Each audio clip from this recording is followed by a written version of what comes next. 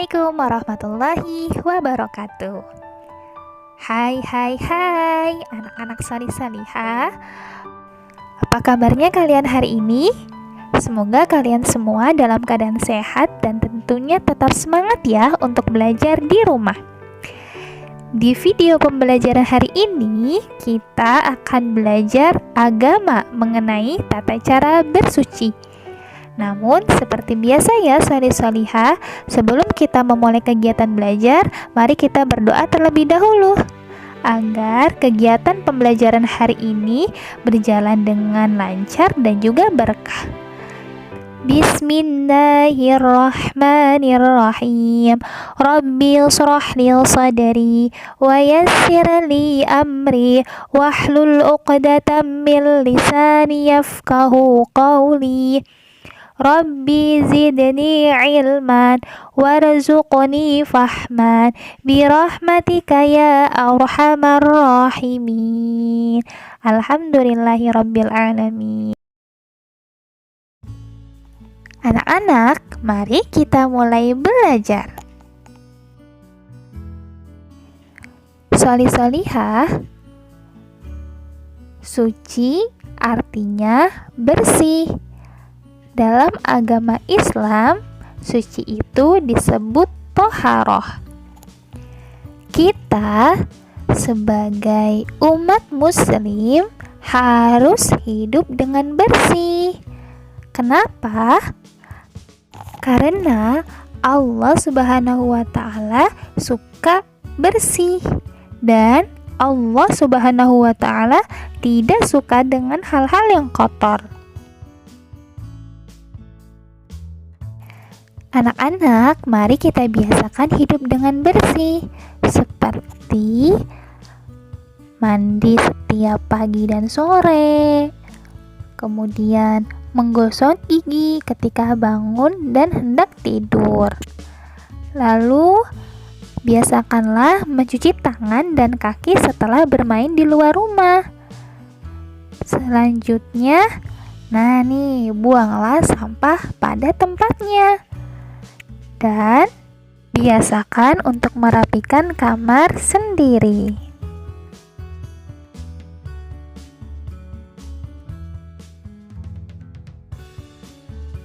Salih-salihah, najis adalah kotor.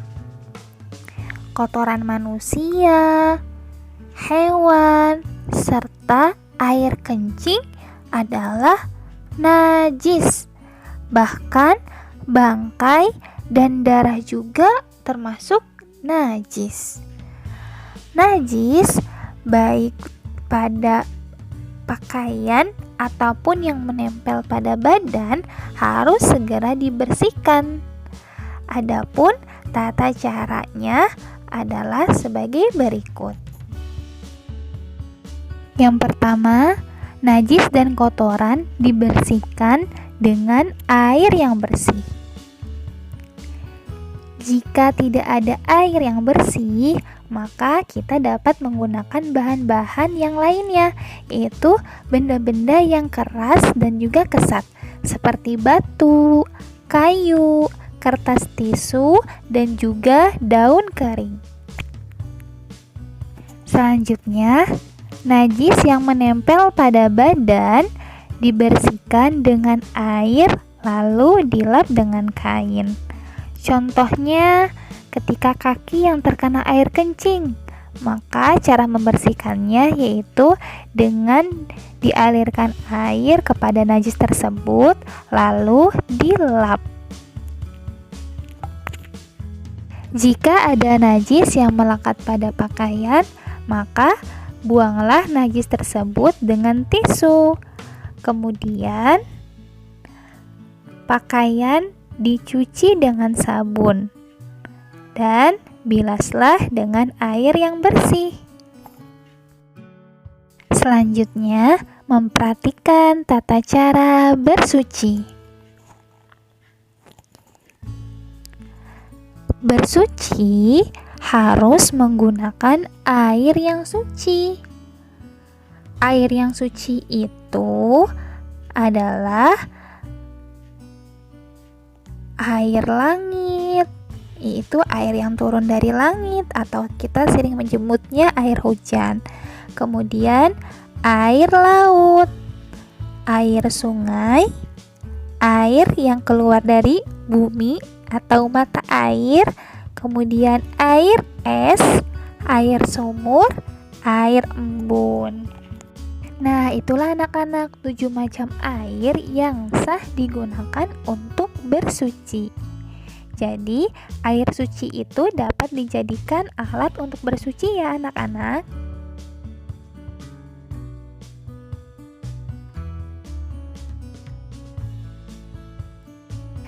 Selanjutnya, menyucikan badan.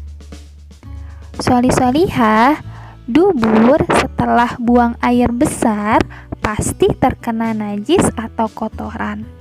Maka sucikanlah dengan cara menyiramnya dengan air bersih, kemudian gosokkanlah dengan jari tangan kiri. Cucilah hingga bersih tuntas dan gunakanlah sabun agar lebih harum. Kemudian kubul atau kemaluan setelah buang air kecil pasti terkena najis atau air kencing. Maka sucikanlah dengan cara menyiramnya dengan air bersih, kemudian cucilah dengan tangan kiri menggunakan sabun hingga bersih dan tuntas. Menyucikan badan bisa juga dilakukan dengan cara mandi. Mandi 2 kali dalam sehari. Dan ketika kalian hendak mandi, awalilah dengan membasuh kaki terlebih dahulu, kemudian yang terakhir baru bagian tubuh atas seperti kepala. Jadi jangan langsung kepala ya, tapi kaki terlebih dahulu agar tubuh tidak kaget. Selanjutnya, mensucikan pakaian. Celana dan kaos kaki sering terkena najis atau kotoran. Maka cara membersihkannya yaitu buanglah kotoran atau najisnya. Kemudian siramlah dengan air sabun. Lalu sikat dengan sikat pakaian. Dan yang terakhir, siramlah dengan air bersih dan suci.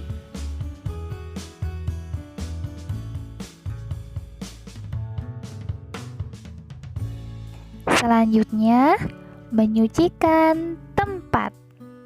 Sholih-sholihah, lantai pasti sering terkena najis atau kotoran, terutama lagi musim hujan seperti ini. Maka cara untuk menyucikan tempat yang terkena najis adalah buanglah kotoran terlebih dahulu menggunakan sapu atau papan kayu, lalu bersihkanlah lantai. Memakai lap atau kain basah, lalu laplah hingga bersih. Dan kalau bisa, pakailah cairan pel agar lebih bersih dan juga harum. Dan yang terakhir, menyucikan barang. Sholih-sholihah, pasti piring, gelas, sendok, dan garpu akan kotor setelah kita gunakan untuk makan ataupun minum. Maka cara untuk membersihkan barang-barang tersebut dari kotoran-kotoran yaitu dengan buanglah sisa makanan terlebih dahulu, lalu gunakan sabun dan spons untuk menggosoknya. Kemudian bilaslah hingga bersih dan keringkanlah dengan lap. Sholih-sholihah, demikianlah video pembelajaran hari ini. Mudah-mudahan bermanfaat dan juga berkah ya. Jangan lupa diamalkan ya di dalam kehidupan sehari-hari. Oh iya, agar kalian lebih memahami materi hari ini, yuk kerjakanlah soal latihan yang ada di buku paket kalian di halaman 108 hingga halaman 109. Bagian A dan juga bagian B. Selamat mengerjakan sholih-sholihah. Baiklah, kita tutup kegiatan pembelajaran hari ini dengan bersama-sama membaca doa kafaratul majelis. Subhanakallahumma wa bihamdika asyhadu an la ilaha illa anta astaghfiruka wa atubu ilaik. Alhamdulillahirabbil alamin.